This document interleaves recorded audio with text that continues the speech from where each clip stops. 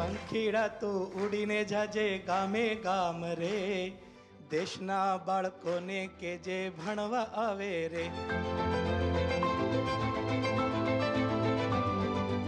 राष्ट्रीय शिक्षा नीति 2020 आर्टिफिशियल इंटेलिजेंस और मशीन लर्निंग के जरिए बच्चों को पढ़ाने के लिए बढ़ावा देती है. आपने मेरा भी क्लास ले लिया आज.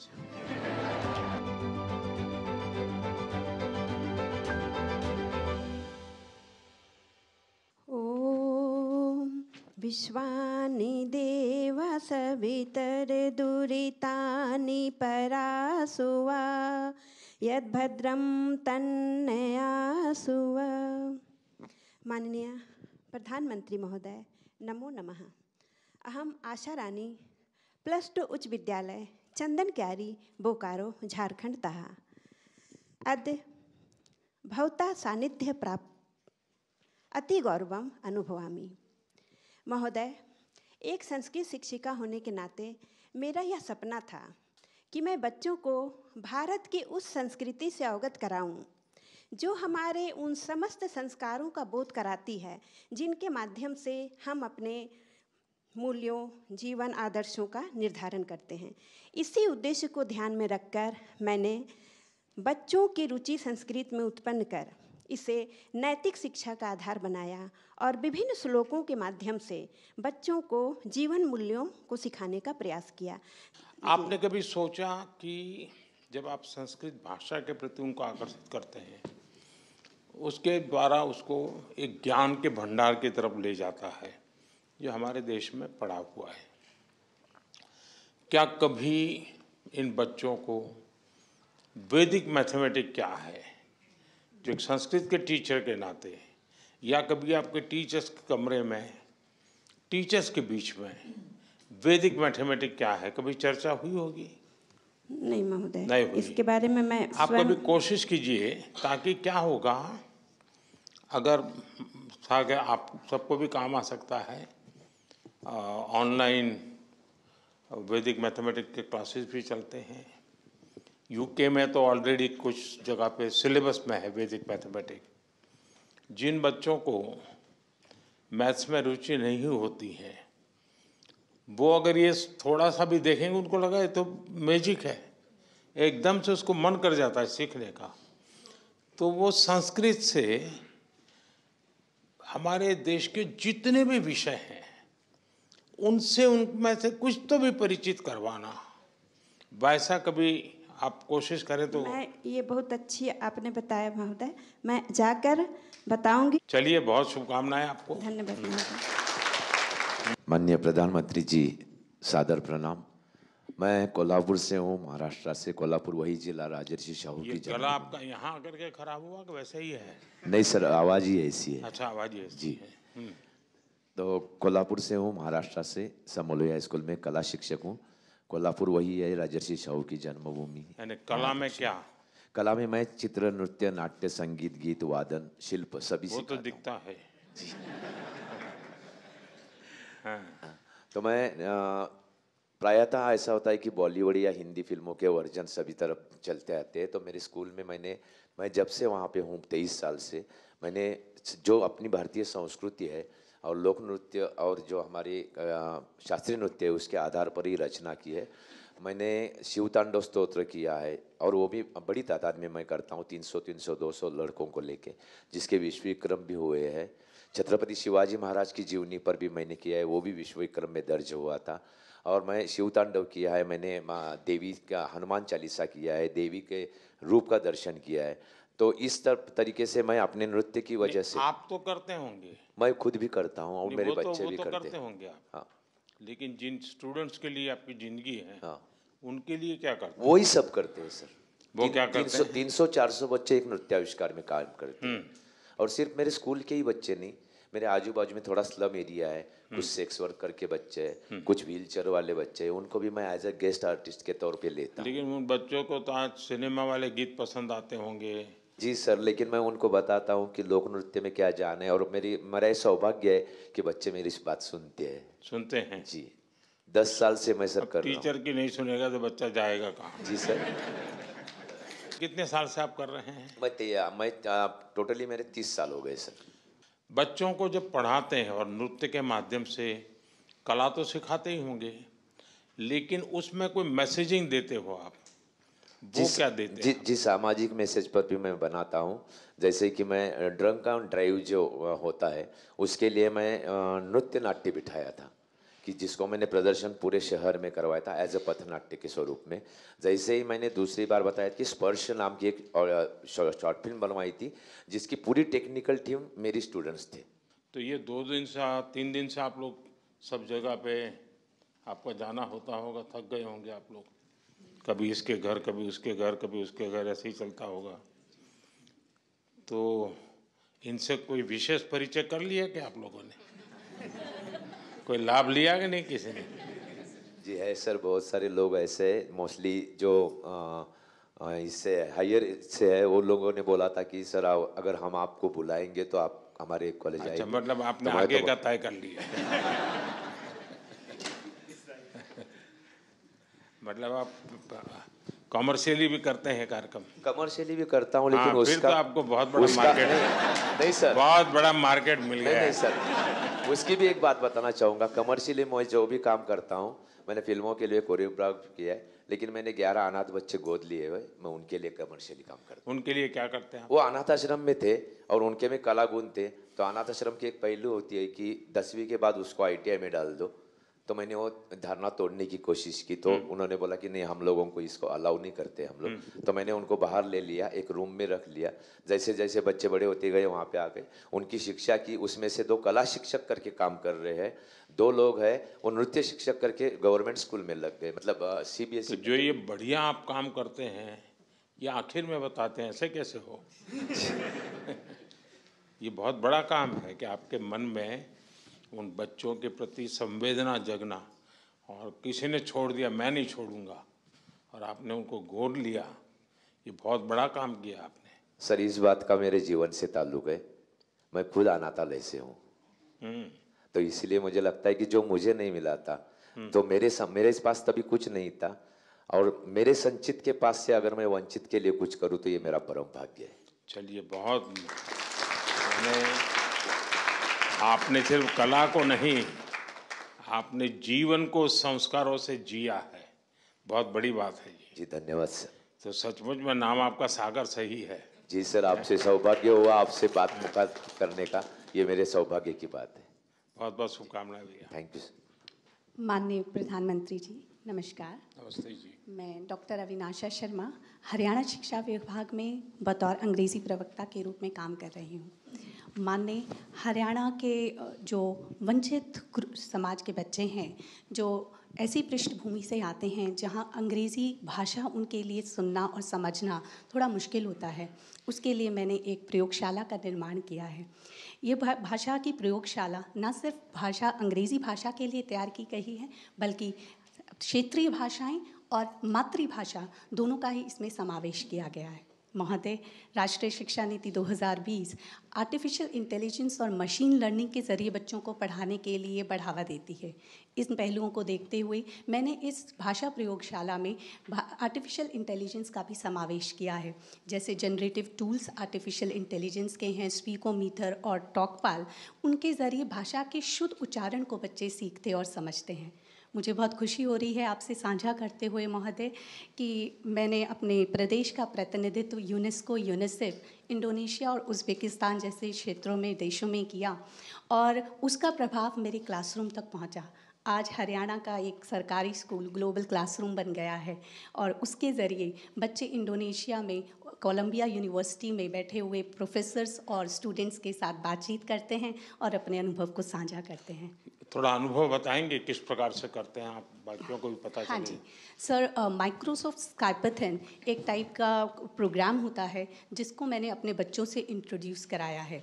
कोलंबिया यूनिवर्सिटी के प्रोफेसर्स के साथ बच्चे जब बातचीत करते हैं, उनके कल्चर, उनकी लैंग्वेज, उनकी जो रोज़मर्रा में काम आने वाली चीज़ें हैं, जिस तरीके से वो अपने एकेडमिक्स को इन्हांस करते हैं, वो चीज़ें हमारे बच्चे सीख पा रहे हैं।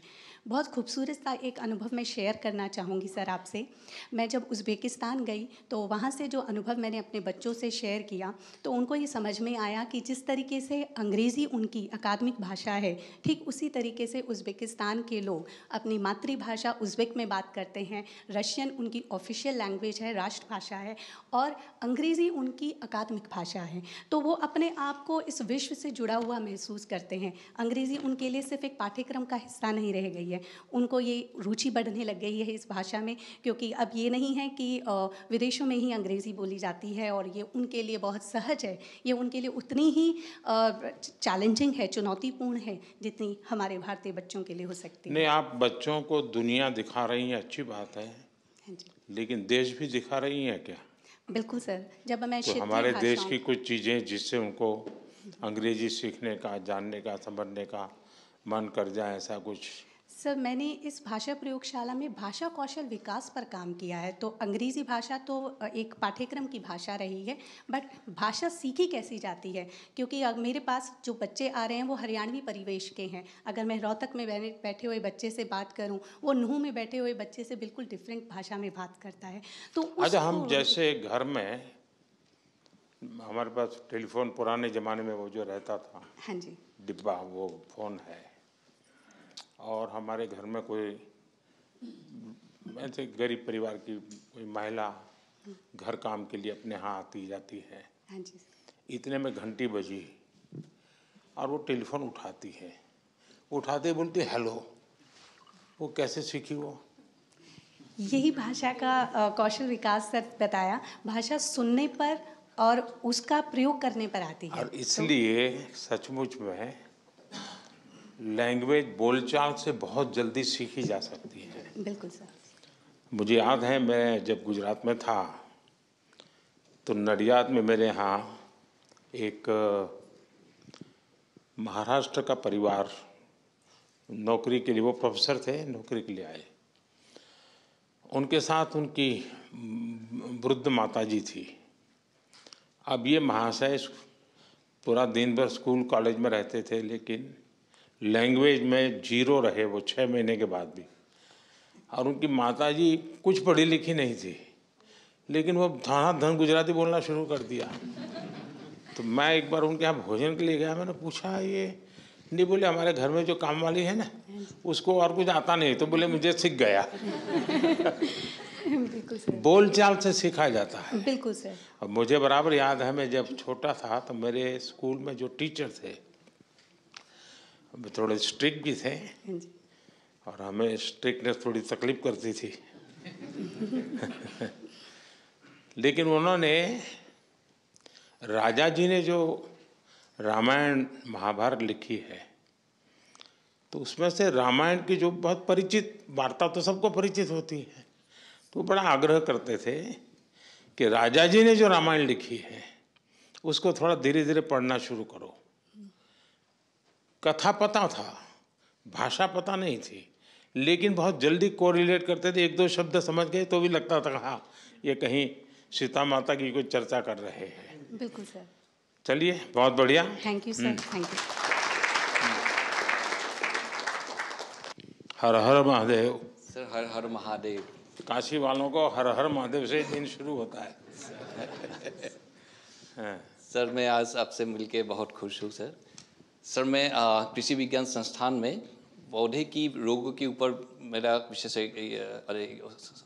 शोध है, और उसमें मेरा एक सबसे बड़ा प्रयास ये है कि जो हम लोग सस्टेनेबल एग्रीकल्चर की बात करते हैं, वो ज़मीनी स्तर पे अभी वो उतरे नहीं हैं पूरा चीज़। मेरा इसलिए प्रयास ये है कि हम किसानों को ऐसे तकनीक को हाथ पकड़ाए जो आसान हो और उसकी अभूतपूर्व परिणाम खेतों में दिखे। और मुझे लगता है इस प्रयास में हमको बच्चों, स्टूडेंट्स मेरा और महिलाओं की भागीदारी अहम है, और इसीलिए मेरा प्रयास ये है कि मैं स्टूडेंट्स के साथ गांव में जाता हूं और किसानों के साथ मैं महिलाओं को भी आगे बढ़ने के लिए प्रयास कराता हूं, ताकि ये छोटी छोटी जो टेक्निक्स हम लोग डेवलप किए हैं उससे सस्टेनेबिलिटी की तरह हम लोग कदम बढ़ा सकते हैं, और इससे किसानों को फ़ायदा भी हो रहा है। कुछ बता सकते हैं क्या किया है? सर, हम लोगों ने बीज शोधन की तकनीक को परफेक्ट किया है। हमने कुछ लोकल माइक्रोब्स को आइडेंटिफाई किए हैं। उससे जब हम बीज को शोधन करते हैं तो जब रूट्स आते हैं सर, वो पहले से ही वही विकसित जड़ बनते हैं और उससे वो पौधा बहुत स्वस्थ बनते हैं। और उस पौधे में सर की बीमारियां कम लगती है क्योंकि जड़ इतने मजबूत हो जाते हैं, पौधे को वो एक अंदर से एक ताकत देते हैं कीट और बीमारियों से लड़ने के लिए। तो ये परिणाम लैब में करने वाला काम बता रहे हैं जी। लैंड पर कैसे करते हैं? लैब टू लैंड, जब आप कह रहे हैं आप खुद जा रहे हैं किसानों के पास, जी सर, वो कैसे इसको करते हैं और वो कैसे शुरू करते हैं? सर हम लोगों ने एक पाउडर फॉर्मुलेशन बनाए हैं और इस पाउडर फॉर्मुलेशन को हम किसानों को देते हैं और उनके हाथों बीज को शोधन करवाते हैं। और ये हम प्रयास कई सालों से निरंतर कर रहे हैं और वाराणसी के आसपास के 12 गांव में हम लोग अभी इस कार्य को किए हैं। और महिलाओं की अगर संख्या की बात कहें तो 3000 से अधिक महिलाएं अभी इस नहीं टेक्निक तो को ये जो इस्तेमाल लोग कर रही हैं। किसान हैं वो किसी और किसान को भी तैयार कर सकते हैं? बिल्कुल सर, क्योंकि जब वो पाउडर लेने के लिए एक किसान आते हैं, वो और 4 किसानों के लिए साथ में लेके जाते हैं। और इसका क्योंकि देखा देखी किसान बहुत सीखते हैं और मुझे ये बात की खुशी है कि हमारे जो हम जितने को सिखाए हैं उनसे और कई गुना लोगों ने अपनाए हैं इसको। अधिक पूरा संख्या मेरे पास नहीं है। ज्यादातर किस फसल पे प्रभाव हुआ और किस फसल में? सब्जी और गेहूं पे। सब्जी और गेहूं। जी सर। ये जो प्राकृतिक खेती, इस पर हमारा बल है। जी सर। और जो लोग धरती माँ को बचाना चाहते हैं जी वे सब चिंतित हैं जिस प्रकार से हम इस धरती माँ की सेहत के साथ अत्याचार कर रहे हैं। उस माँ को बचाना बहुत जरूरी हो गया है। जी सर। और उसके लिए प्राकृतिक खेती एक अच्छा उपाय दिखता है। उस दिशा में कोई चर्चा हो रही है वैज्ञानिकों में? जी बिल्कुल सर, प्रयास उसी दिशा में है। लेकिन सर किसानों को हम लोग अभी पूरी तरह कन्विंस नहीं कर पा रहे हैं कि रसायन को आप प्रयोग ना करें, क्योंकि किसान डरते हैं कि हम रसायन के प्रयोग नहीं करने से मेरे फसल में कुछ नुकसान हो जाए। एक उपाय हो सकता है, मान लीजिए उसके पास 4 बीघा जमीन है तो 25% 1 बीघा में तुम ये प्रयोग करो, 3 में जो तुम परंपरागत करते हैं वो करो। जी। यानी छोटा सा हिस्सा लो, उसको एक प्रकार से अलग से तुम इसी पद्धति से करो तो उसकी हिम्मत आ जाएगी। हाँ यार, थोड़ा नुकसान होगा तो 10% 20% हो जाएगा, जी लेकिन मेरी गाड़ी चलेगी। गुजरात के जो गवर्नर है आचार्य देवव्रत जी, वे बहुत ही डेडिकेटेड है इस विषय में, काफ़ी काम करते हैं। अगर आप वेबसाइट पे जाएंगे, क्योंकि आप में से बहुत से लोग हैं जो किसान का बैकग्राउंड वाले होंगे, तो उन्होंने प्राकृतिक खेती के लिए बहुत सारा डिटेल बनाया। ये आप जो एलकेएम देख रहे हैं ना, यहाँ पूरी तरह प्राकृतिक खेती का ही उपयोग होता है, हर चीज़ का। यहाँ कोई केमिकल अलाउ नहीं है। ये आचार्य देवव्रत जी ने बहुत ही अच्छी फार्मूला डेवलप की है, कोई व्यक्ति उसको कर सकता है। जी। गौमूत्र वगैरह का उपयोग करके करते हैं और बहुत अच्छे परिणाम आते हैं। अगर आप उसको भी स्टडी करें आपकी यूनिवर्सिटी में क्या हो सकता है तो देखिए। जरूर सर। चलिए, बहुत शुभकामनाएं। धन्यवाद। वणक्कम। Vanakkam, Prime Minister ji. I am Dr. A. Gandhimati. I come from Tyagarajar Polytechnic College, Salem, Tamil Nadu, and I have been teaching English in the Polytechnic College for more than 16 years. Most of my Polytechnic students hail from rural background. They come from Tamil medium schools. So they find it difficult to speak, at least open their mouth in English. नहीं, लेकिन हम लोगों को ये भ्रम है, शायद सब लोगों के ही होगा, कि भाई यानी तमिलनाडु मतलब सबको अंग्रेजी आती है। Obviously, sir, there are rural people, sir, who study from the vernacular language medium. So they find it difficult, sir. So for them, we teach. और इसीलिए इसी जो नई शिक्षा नीति है उसमें मातृभाषा पर बहुत बल दिया गया है। Yes, sir.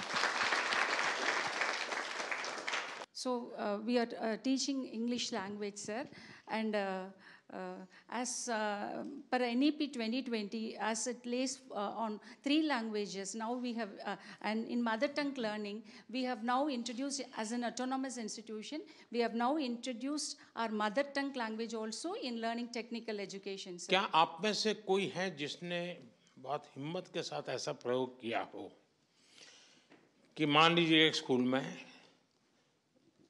30 बच्चे हैं, वो प्योरली अंग्रेजी भाषा के माध्यम से और उन्हीं के बराबर के दूसरे 30 बच्चे वही विषय अपनी मातृभाषा में पढ़ते हैं, तो कौन सबसे ज़्यादा आगे जाता है, कौन ज़्यादा जानता है? क्या अनुभव आता है आप लोगों का? हाँ, क्योंकि क्या है, मातृभाषा में वो डायरेक्ट चीज को पकड़, उसको मेंटली अंग्रेजी, फिर उसका अपनी भाषा में ट्रांसलेट करेगा, फिर उसको समझने का प्रयास करेगा, बहुत एनर्जी जाती है उसकी। तो बच्चों को अपनी मातृभाषा में पढ़ाने का और बाद में अंग्रेजी एक सब्जेक्ट के रूप में बहुत अच्छा पढ़ाना चाहिए। यानी जैसे संस्कृत टीचर क्लास में जाती होगी और क्लासरूम से बाहर आती होगी, संस्कृत के सिवा किसी भी भाषा का प्रयोग नहीं करती होगी आशा जी, वैसे ही अंग्रेजी के टीचर को भी क्लासरूम में अंदर जाने से बाहर निकलने तक और कोई लैंग्वेज नहीं बोलनी चाहिए। अंग्रेजी करेंगे तो वो भी उतनी ही बढ़िया तरीके से करेंगे। फिर ऐसा नहीं कि वे एक वाक्य अंग्रेजी और फिर 3 वाक्य मातृभाषा में पढ़ाएंगे, तो वो बच्चा कैच नहीं कर सकता है। अगर हम उतना डेडिकेशन लैंग्वेज के प्रति भी होगा तो बुरा नहीं है। और हमें तो अपने बच्चों की आदत डालनी चाहिए ज़्यादा से ज़्यादा भाषाएं सीखने का, उनके मन में इच्छा जगनी चाहिए। और इसलिए कभी कभी स्कूल में तय करना चाहिए, इस बार हम अपने स्कूल में 5 अलग अलग राज्यों के गीत सिखाएंगे बच्चों को। 5 गीत एक साल में मुश्किल नहीं है, तो 5 भाषा के गीत जान लेंगे। कोई असमिया करेगा, कोई मलयालम में करेगा, कोई पंजाबी करेगा, पंजाबी तो खैर कर ही लेते हैं। चलिए, बहुत बहुत शुभकामनाएं, wish you all the best. प्रधानमंत्री जी, मेरा नाम उत्पल सैकिया है और मैं असम से हूँ। मैं अभी north east skill centre Guwahati में फूड एंड बेवरेज सर्विस में एक प्रशिक्षक के रूप में काम कर रहा हूँ। और मैं इधर नॉर्थ ईस्ट स्किल सेंटर में मेरा अभी 6 साल संपन्न हो गया है और मेरा मार्गदर्शन से अब तक 200 से ज़्यादा छात्र सफलतापूर्वक प्रशिक्षित हो गया है और देश और विदेश में 5 स्टार होटलों में काम। कितने समय का कोर्स है आपका? 1 साल का कोर्स है। 1 ईयर? Yes sir. और हॉस्पिटैलिटी का जानते हैं वो? Hospitality, food and beverage service sir. Food and beverage, उसमें क्या विषय सिखाते हैं आप? हम सिखाते हैं कैसे गैस से बातें करते हैं, कैसे फूड सर्विस होता है, कैसे ड्रिंक सर्विस होता है। तो इसके लिए हम क्लासरूम में स्टूडेंट्स को ऑलरेडी रेडी कराते हैं, डिफरेंट टेक्निक्स सिखाते हैं, कैसे गैस का प्रॉब्लम सॉल्व करना है, कैसे टैकल करना है, वो सब हम सिखाते हैं। जैसे कुछ उदाहरण बताइए। इन लोगों को काम है कि इनको घरों में बच्चे को ये नहीं खाऊंगा, ये खाऊंगा, ये नहीं खाऊंगा, ऐसा करते हो, तो आप अपनी टेक्निक सिखाइए। नहीं, बच्चों के लिए अभी तो मेरे पास कुछ टेक्निक है नहीं, लेकिन जो गेस्ट आते हैं हम लोग, जो हमारे पास होटल्स में आते हैं, तो उन लोग को कैसे टैकल करना है, मतलब पोलाइटली, हम्बली उन लोग को बातें सुन के। यानी ज्यादातर आपका फोकस सॉफ्ट स्किल पर है? हाँ जी सर, हाँ जी सर, सॉफ्ट स्किल्स। ज्यादातर वहाँ से निकले हुए बच्चों को जॉब के लिए अपॉर्चुनिटी कहाँ रहती है? ऑल ओवर इंडिया, जैसे कि दिल्ली हो गया, यानी मेनली बड़े बड़े होटल में? बड़े बड़े होटल्स में, हाँ। हमारा मतलब 100% प्लेसमेंट गारंटेड है। हमारा प्लेसमेंट टीम है, वो लोग देखते हैं। तो वैसे आप गुवाहाटी में हैं?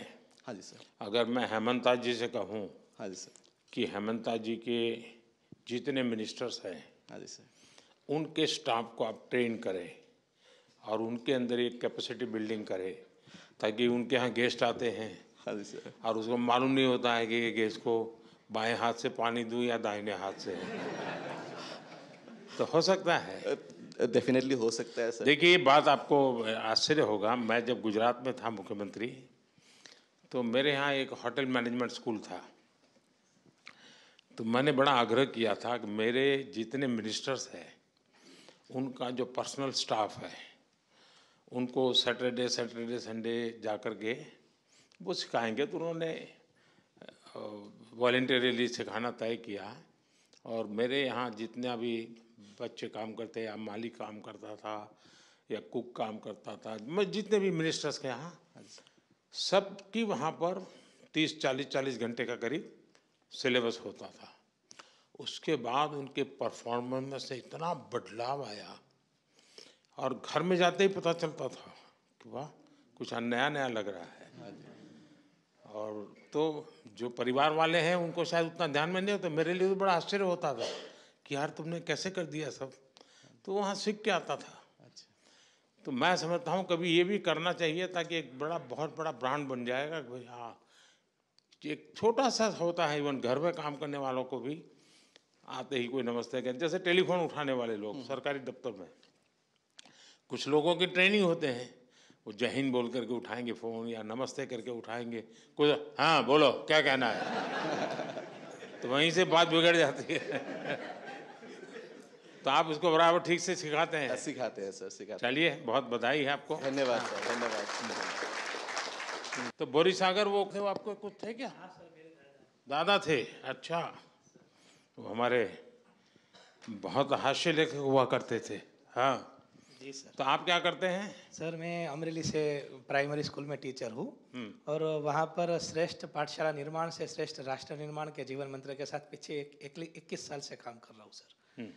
क्या विशेषता क्या है आपकी? सर मैं हमारे जो लोकगीत है कहते हैं आप बहुत पेट्रोल जलाते हैं। हाँ सर, वो बाइक पर में जो हमारा प्रवेशोत्सव आपके द्वारा जो हमारा सफल कार्यक्रम वहाँ से शुरू हुआ 2003 से। सर हमारे जो लोकल गरबा गीत है उसको मैं एजुकेशन अवेयरनेस गीत में परिवर्तित करके मैं गाता हूँ, जैसे पंखीड़ा है हमारा। सो अगर आपकी अनुमति हो तो गा हाँ हो जाए।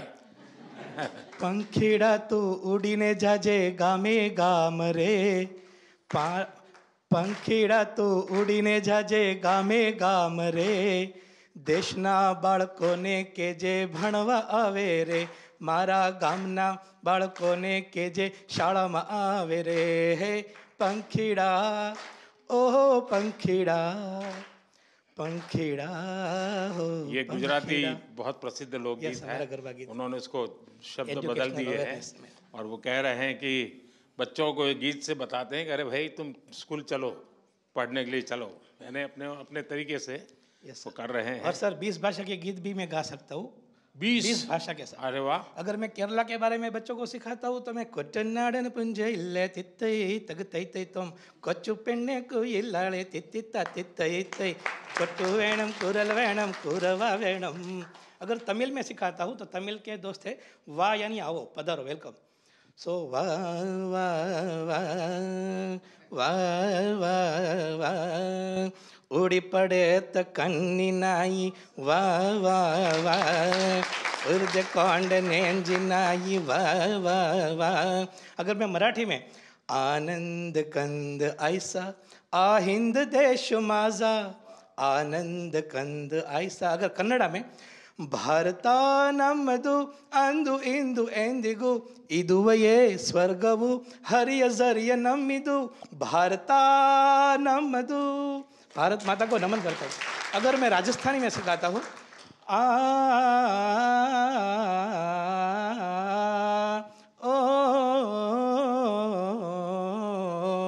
ओ कुण बीजे बाजरो ये बदहरी, ओ कुण बीजे मोड़ मेवा मिसहरी। बहुत बहुत बढ़िया। Thank you sir, thank you sir.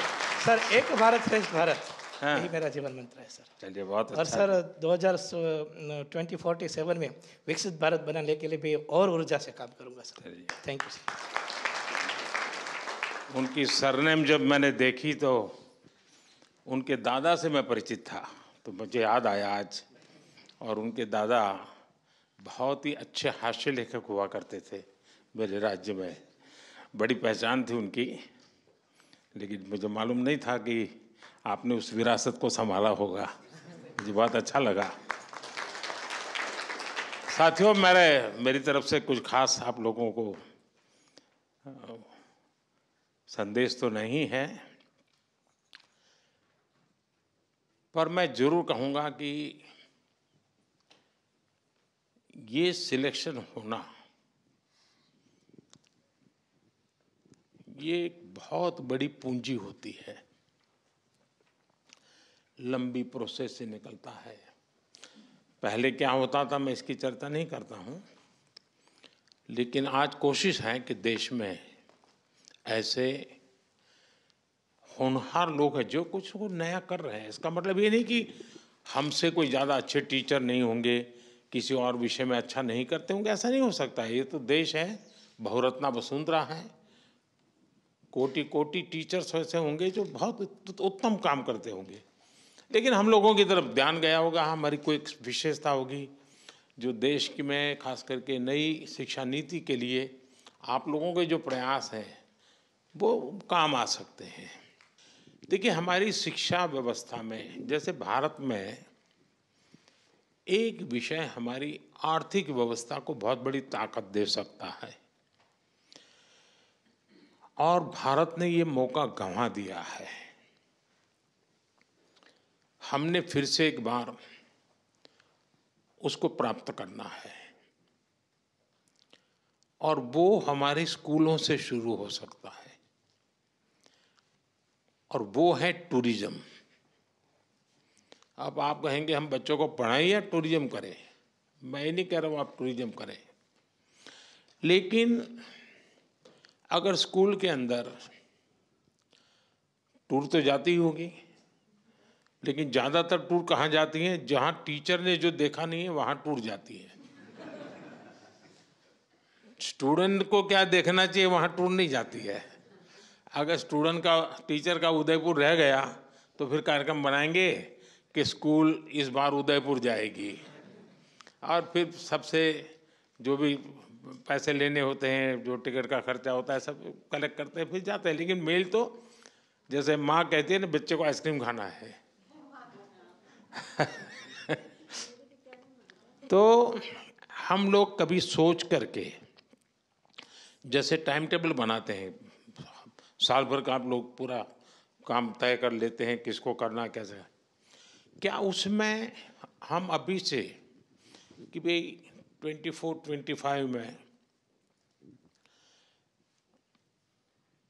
8 या 9 कक्षा के विद्यार्थियों के लिए डेस्टिनेशन ये होगा, 9 और 10 के लिए ये होगा ना, जो भी तय करें आप।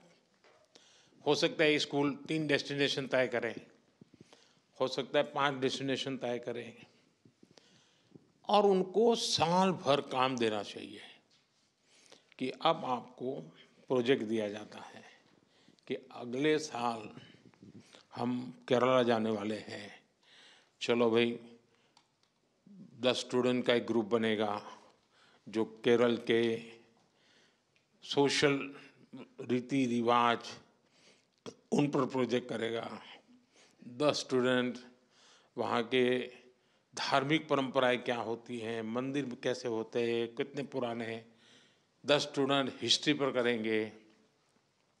साल भर 1-1, 2-2 घंटा इस पर डिबेट होती रहे, केरल केरल केरल केरल केरल चलता रहे, और फिर केरल के लिए निकल पड़े।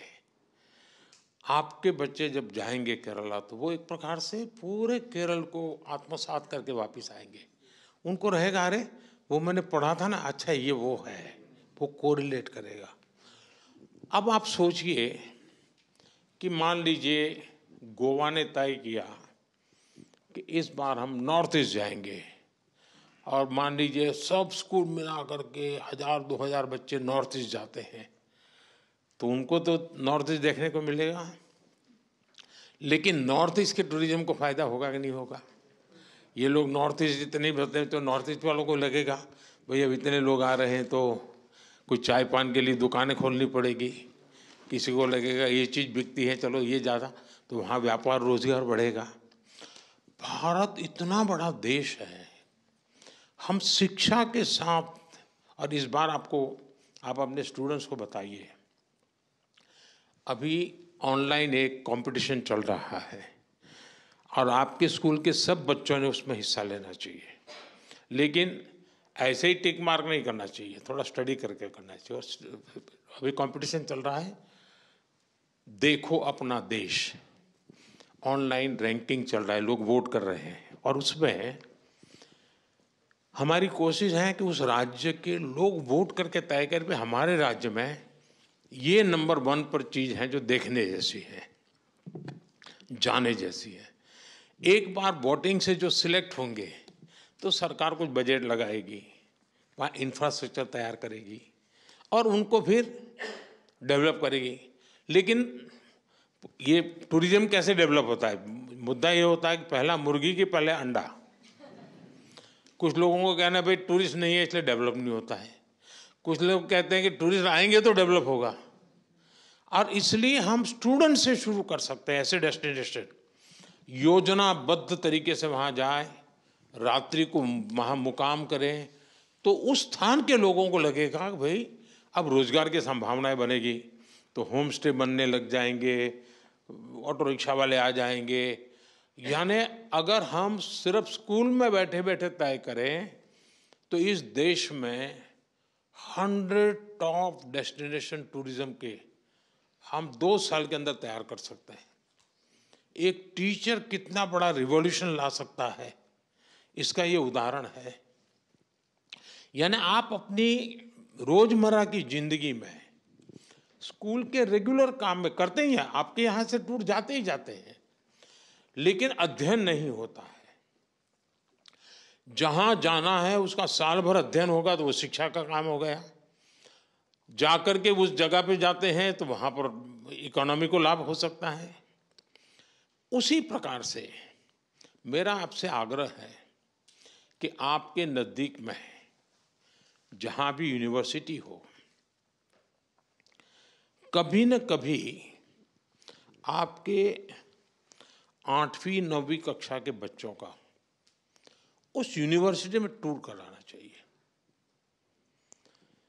यूनिवर्सिटी से बात करनी चाहिए भाई हमारे 8वीं कक्षा के बच्चे आज यूनिवर्सिटी देखने आएंगे। मेरा एक नियम था, जब मैं गुजरात में था तो कहीं पर यूनिवर्सिटी में अगर कॉन्वोकेशन में बुलाते थे तो मैं उनसे कहता था भाई मैं आऊँगा ज़रूर, लेकिन मेरे 50 गेस्ट साथ आएंगे। तो यूनिवर्सिटी को बड़ा रहता नहीं, कौन 50 गेस्ट आएंगे। और जब पॉलिटिशियन कहता है तो उनको लगता है उनके चेले चपाटे आने वाले होंगे। फिर मैं कहता था कि यूनिवर्सिटी के 5-7 किलोमीटर रेडियस में कोई सरकारी स्कूल हो जहाँ गरीब बच्चे पढ़ते हो, झुग्गी झोपड़ी के, ऐसे 50 बच्चे मेरे गेस्ट होंगे और उनको आपको फर्स्ट रो में बिठाना पड़ेगा।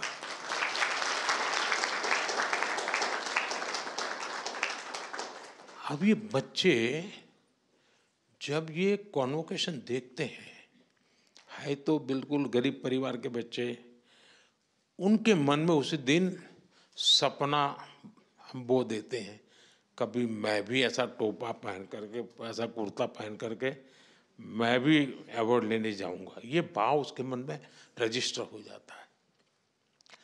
आप भी अगर अपने स्कूल के ऐसे बच्चों को ऐसी यूनिवर्सिटी देखने के लिए ले जाए, यूनिवर्सिटी से ही बात करें कि साहब आपके यहाँ इतने बड़े बड़ी बातें होती हैं, हम देखना चाहते हैं। वैसे ही स्पोर्ट्स के इवेंट होते हैं।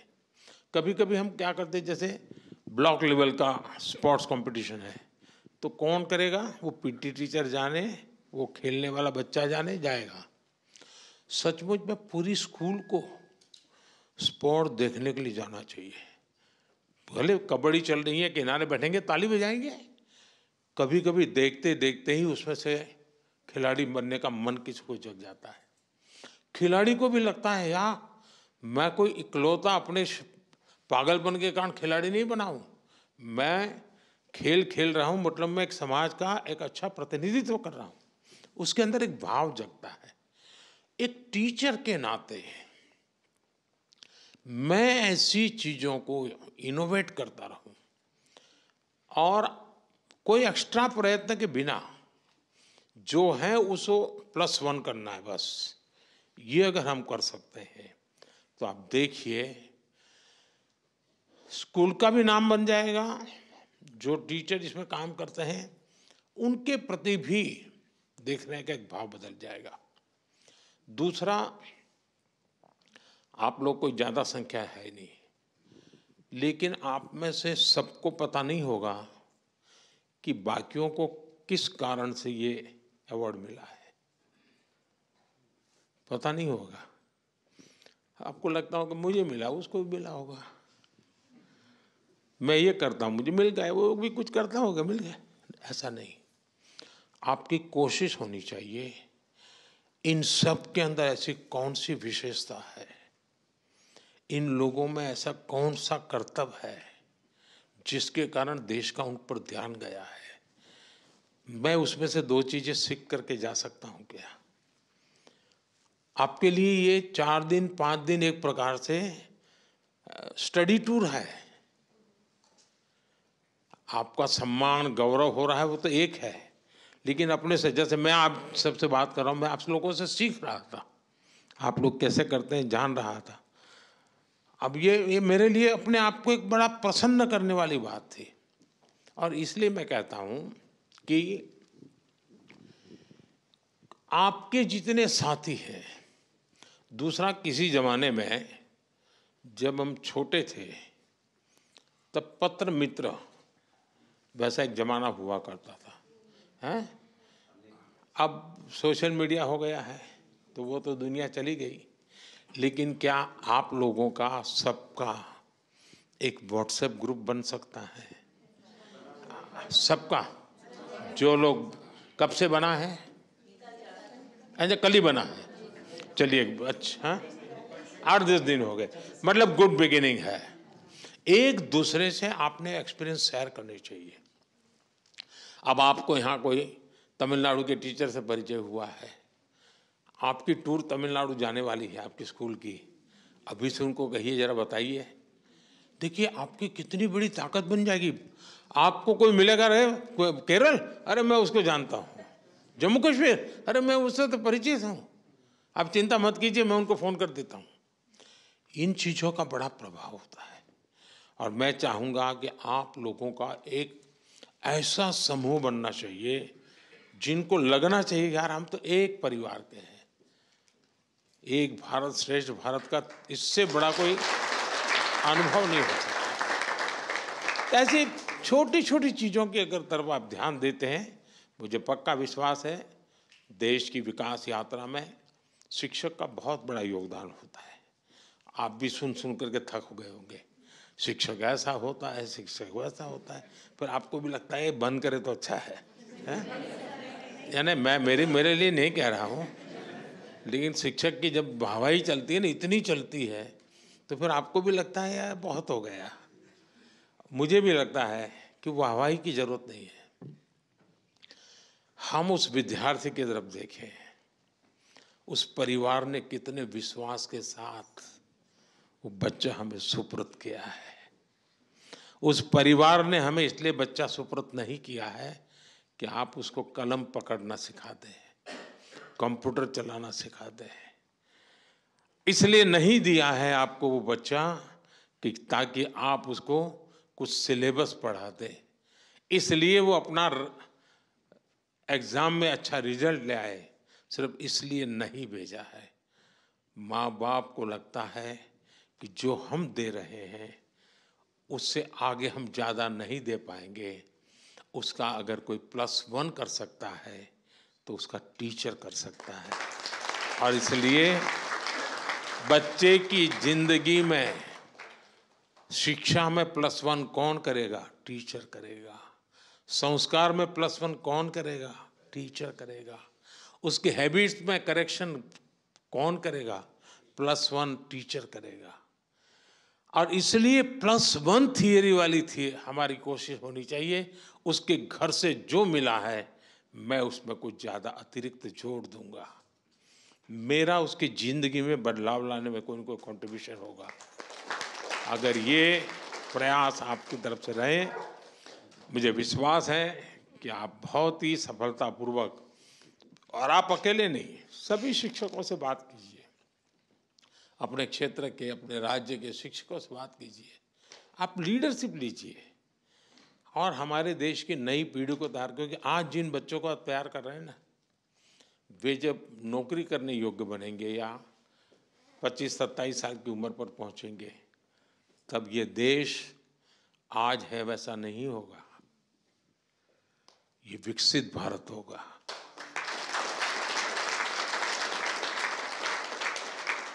आप उस विकसित भारत में रिटायरमेंट का पेंशन लेते होंगे, लेकिन जिसको आज आप तैयार कर रहे हैं वो उस विकसित भारत को नई ऊंचाइयों पर ले जाने वाला एक सामर्थ्यवान व्यक्तित्व बनने वाला है। और आपके पास कितनी बड़ी जिम्मेवारी है। ये विकसित भारत ये कोई सिर्फ मोदी का कार्यक्रम नहीं है। हम सबको मिलकर के विकसित भारत के लिए ऐसा मानव समूह भी तैयार करना है, ऐसे सामर्थ्यवान नागरिक भी तैयार करने हैं, ऐसे सामर्थ्यवान नौजवान तैयार करने हैं। अगर हमें आगे चल करके 25-50 गोल्ड मेडल अगर खेलकूद में लाने हैं, कहाँ से निकलेगा वो खिलाड़ी? जो आपके स्कूल में दिखते हैं उन बच्चों में से निकलने वाला है। और इसलिए हम उन सपनों को लेकर के, और आपके पास बहुत लोग हैं, सपने होते हैं, लेकिन उनके सामने इन सपनों को साकार कैसे करें?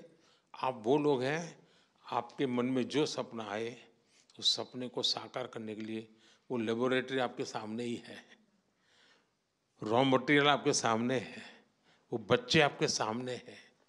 आप अपने सपनों को लेकर के उस प्रयोगशाला में प्रयास करेंगे, आप जो चाहे वो परिणाम लेकर के आएंगे। मेरी तरफ से आपको बहुत बहुत शुभकामनाएं, बहुत बहुत धन्यवाद।